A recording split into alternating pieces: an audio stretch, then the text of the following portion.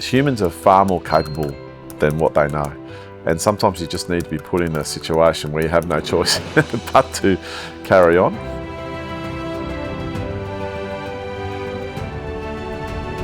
There was 180 cadets in the class from all around the country. Foreign cadets as well, probably about 10 of those on exchange. Only 3 of us were 18-year-old Year 12 leavers. The rest were either graduates of the Defence Force Academy who'd already been in for 3 years, people who'd done civilian university degrees, or ex-soldiers who had proven themselves in the army as a soldier, then been selected to be officers. When you're in your 40s, the 3-year age gap's nothing. But when you're 18 versus 21, 22-year-olds, it's a massive gap. And I certainly had a lot to prove. And of the 3 18-year-olds that went in, I was actually the only one to graduate. The other 2, they ended up getting pushed out of Duntroon and they became soldiers in the army. And I think the intent was maybe they could come back later. I don't think they did. I think they just decided to stay in the enlisted ranks. But Duntroon was quite an experience. I think we as a nation should be very proud of that institution. It's been going for a long time now, over 100 years. But it really is a premier establishment. It's world class. The quality of officers that it trains is actually quite good in terms of their level of competence and their ability. I feel very privileged to have gone there. I'm not going to say that everyone who graduates from that place is a good bloke or girl that is highly respected by their troops. But what I will say is that the training that every single person has been given has been first class. Whether they choose to do something with that or not, it's up to them, I guess. But I'm very grateful for Duntroon. It taught me enormous things about myself, that humans are far more capable than what they know. And sometimes you just need to be put in a situation where you have no choice but to carry on. And they literally scream at you. They'll take you into the bush and you all take turns at being in charge, and you'll have to do an attack or an ambush or some long trek up a mountain or things like that. And the directing staff, the DS as they call them, will create scenarios to put you under enormous pressure. They'll put you under pressure by, notionally killing off a few of your team members. Right, that guy's dead. That guy's got a sucking chest wound. What are you going to do about it? And they'll say, what are you going to do now, section commander? Or what are you going to do now, platoon commander? And then there'll be a live enemy firing blank rounds at you. And so you're all on your guts crawling through the bush and you're covered in dirt and you haven't slept properly and you haven't eaten properly for a while and they just scream at you. And rule number 1 is, regardless of what's happening, just keep your head and stay calm. And that's the first challenge. You just learn that the whole world can be falling down around you, but if you stay calm, you will get through it, And then the other things like deal in facts. There's something I learned at Duntroon where they say, well, you got to make a decision. What's the situation? Well, they go, is that true, or is that just a rumor? Like, do you know that to be true? And don't make a decision based on a rumour. Go and confirm that piece of information. And, just good things like that. And you're very surprised how far you can go and what you can handle. One of the exercises they do at Duntroon is, they now call it Exercise Shaggy Ridge, I believe. But back then they called it Exercise Timor. And I think they changed the name because we then went to war in Timor. So they had to change the name. But the basic concept of that is it's a food and sleep deprivation exercise that goes for, ours went for 8 days from memory, but you never know how long it's going to go for. And usually they do it off the back of a 2-week exercise already. So you've been in the field for 2 weeks. And then they say, right, the following people go stand over here. Welcome to Exercise Timor. You go through this. The basic operation is that there's 2 10-hour activities a day that you must complete. And those activities are both mentally and physically demanding. And so then you've got 4 hours left out of your 24 hours. If you go over time, if you don't complete the mission, you go into that 4 hours. And then when at the 4 hours, you are required to have 2 people awake in your 9-person section at all times. So it's basically mission impossible. And again, deliberately done to do that. I made a big mistake, a very important life lesson. We were marching in on day 1 and we had 2 DS. One was an officer and one was a sergeant. and the sergeant was leading us in. He was an infantry sergeant. And I thought, well, if he was an infantry sergeant, he's probably hard as nails and done everything, you know. And I said to him, so Sergeant, in your training regime that sergeants go through in the infantry, do you do something like this? And I didn't know that they didn't at that time. So he then turned to me and said, what the is that supposed to mean, Staff Cadet Patterson? And I said, sorry, Sergeant. And are you saying that because we don't do this training, I'm not? And then he rode me that whole exercise, that bloke.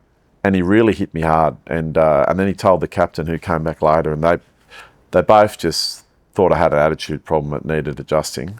Whereas honestly, I was just innocently, you know, asking an innocent question. And I'd done very well on all the other exercises. And they ended up giving me a bad report for that exercise. And their narrative was, well, may Patterson do well when he's had a full stomach of food and a full night's sleep. But once you take that off him, he goes to shit. And so anyway, I end up getting a CO's warning. And so the way that works is you get marched down by your drill sergeant and you have to stand in front of the commanding officer, and he yells at you and tells you what a bad person you are. And so I just thought my whole world was crumbling down. I thought I was going to get kicked out of the college. And then one of the things you do at the end of that exercise, though, is they do a thing called Rate Your Mates, where everyone's given a slip, or two slips actually, that have the name of everyone in the section. And then there's two questions. One is, from memory, it was, if you were stranded on an island in a survival situation and you can only have one person with you, who would you pick? And the other one was, I think, if you went to war and you had to serve under someone, who would you prefer to serve under? So anyway, these were all done, and then I'm getting yelled at by the commanding officer, and he finishes screaming at me. It wasn't quite screaming, it was forceful voice. And then my drill sergeant who was standing behind me, he said, sir, may I say something? And this commanding officer said, what is it? And Sergeant Rick Hirawai, I hope he's watching, he went forward and he said, sir, there's Staff Cadet Patterson has told me a story about how, you know, he might have upset one of his instructors, you know, accidentally on the first day. And I just want to show you the Rate Your Mates reports. In the Rate Your Mates reports, I'd actually been rated #1 in both categories by a lot, by my section. And so, and I was just standing there not saying a word. And then the commanding officer looked at that, and he looked at the report from the instructors, and I could see that he had a dilemma. And he looked up at me and he said, he thought about it for a bit, and then he looked up at me and he said, Staff Cadet Patterson, it's one thing to meet the approval of your peers, it's another thing to meet the approval of your superiors. And it is your superiors who will decide your fate. And he said, my warning stands, get out of my office. And he taught me a very valuable lesson that day. I felt I still had a bit of a moral victory. You know, he sort of saved my bacon, but and I owe a lot to my drill sergeant. But this is an example of the sort of environment that people are in. In the civilian world, no one gets training like that. You don't have that situation. So anyway, graduated December 1997, 20 years of age, and put into the Royal Army as a 20-year-old lieutenant in charge of 30 soldiers, which that in itself was something else to deal with as well. It's interesting in the Army because, you know, there's soldiers and there's officers, and as an officer you're supposed to be a bit smarter. You've been selected for your leadership potential and things like that. But then when you go into the Royal Army, and you're told that you're in command, but then everyone knows more than you. So, but what they do to help you out, the Army has a good system, and it's a Western system where they'll put a sergeant with every lieutenant. So I was the troop commander and he was the troop sergeant. And I was very fortunate to have a good troop sergeant who and I went and had a chat with him, and I said, listen, you know, my goal is to be the best troop commander I can be, best officer I can be. If I'm being a kid, or if I'm doing the wrong thing, please let me know. You know, and then because I went to that effort, and if anyone watching this is a new officer in the Army, I highly advise they do that. And he kept me out of trouble, you know, and he did let me know if I was, you know, going in the wrong direction and things like that. He would have probably had 15 years experience at that stage. Back then they had the old DFRDB Army where people would try and stay for 20 years to get their pension. So there was a lot of soldiers who would stay a lot longer than they do these days, because they wanted, if you did the 20 years, you got your pension, which was, I think, you know, maybe 2/3 or half your pay for the rest of your life, which is not bad if you join at 18 and leave at 38. and then get a pension for the rest of your life. So he was one of those men. It was interesting. I learned another valuable lesson in that first year, and I remember I had to write an exercise instruction for the battery captain. I was in the artillery, and so the battery captain's like the 2IC of the battery, and it was due at 10:30 that day. And I remember marching. We'd done PT, and I walked into the compound of the battery, and the BK said, "Patterson, where's my exercise instruction?" I said, "Oh, sorry, sir, I haven't finished it." And he goes, "It was due to me on my desk a half an hour ago." And I said, "I'm sorry, sir." And he goes, "Right, come here." And he said to me, "Listen, if you go and sit at your desk right now and finish that exercise instruction, how long will it take?" I said, "Sir, maybe an hour, maybe two." He goes, "Right." He goes, "Did you sleep last night?" I said, "Yes." He goes, "What time did you go to bed?" I said, "Oh, probably about 10 o'clock. He goes, "Right." He goes, "That's your problem, Patterson.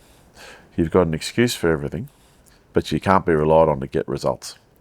And he said, "What you should have done is you should have stayed up last night and got that done and gone to sleep. And you would have turned up here today 2 hours short of sleep, but with the job done and retaining my trust in your integrity as an officer and ability to get the job done."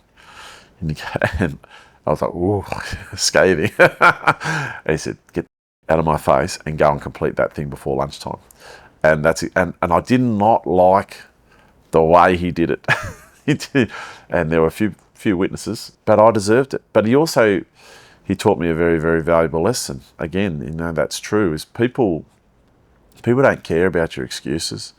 They don't care about, your big narrative about how you should have done that, but you didn't, or whatever. They just care about whether you can be relied upon to deliver what you say you're going to do. Whether you're someone that they can trust, where they can go, "Yep, I've given that task to him," or "He said he's going to do it," and then that's it. And again, a very valuable lesson, and again, a lesson that a lot of people their whole life, they don't learn, But that was certainly a baptism of fire, and back then artillery was all male as well. Very, very boisterous, let's say. A lot of, and you certainly needed to take things seriously and be good at your job. Otherwise you'd learn about it the hard way.